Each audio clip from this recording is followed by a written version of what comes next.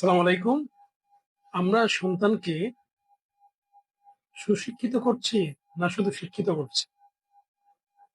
আমরা জানি বাংলাদেশের বিভিন্ন নামি দামি শিক্ষা প্রতিষ্ঠান এবং ইউনিভার্সিটি থেকে যদি বড় বড় ডিগ্রি অর্জন করা যায় তাহলেই সে শিক্ষিত, তাহলেই সে সুশিক্ষিত।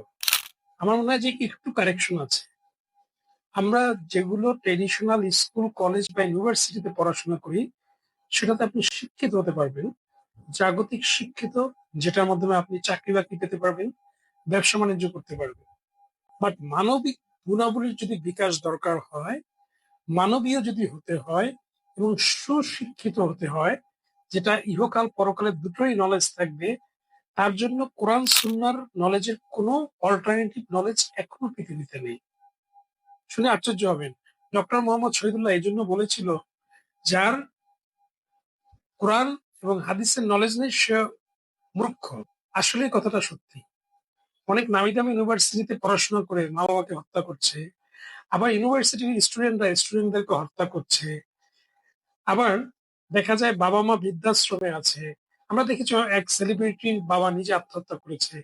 আবার দেখেছি বড় একজন সেলিব্রিটি সে বৃদ্ধাশ্রমে চলে গেছে এবং সেই অবস্থায় মারা গেছে, তার ছেলে-মেয়ে আমেরিকা আছে।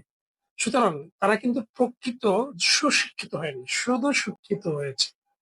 জাগতিক শিক্ষায় শিক্ষিত হয়েছে। সুতরাং এখনই পারফেক্ট সময়। যেমন কোরআনটা কিন্তু আমাদের শুধু মুসলমানদের জন্য না, পুরো মানবজাতির জন্য। রাসূলুল্লাহ সাল্লাল্লাহু আলাইহি ওয়াসাল্লাম শুধু মুসলমানদের জন্য না, পুরো মানবজাতির জন্য। সুতরাং মানবজাতির যে সলিউশন, যে অস্থিরতা চলছে, তার জন্য প্রত্যেকটা সন্তানকে সুশিক্ষায় শিক্ষিত হতে হবে। আর এজন্য সবচেয়ে বড় যে কাজটা করতে হবে সেটা হচ্ছে তার প্যারেন্টসের। প্যারেন্টসরা শুধু যদি জাগতিক শিক্ষায় শিক্ষিত হয়, তাহলে সন্তানও শিখবে ইন্টারেস্ট, সন্তানও শিখবে প্রফিট। দেখা যাবে বাবা-মা অসুস্থ, সে আসতেছে না তার প্রফিটের জন্য।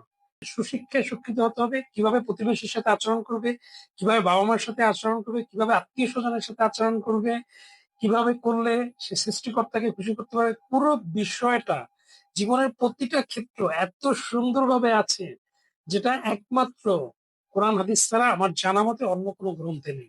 সুতরাং সুশিক্ষায় শিক্ষিত করতে হলে সন্তানদেরকে অবশ্যই কোরআন এবং হাদিসের শিক্ষা দিবেন। সারা জীবন আপনারা রিটার্ন পাবেন। কাউকে আর বৃদ্ধাশ্রমে থাকতে হবে না ইনশাআল্লাহ। আসসালামু আলাইকুম।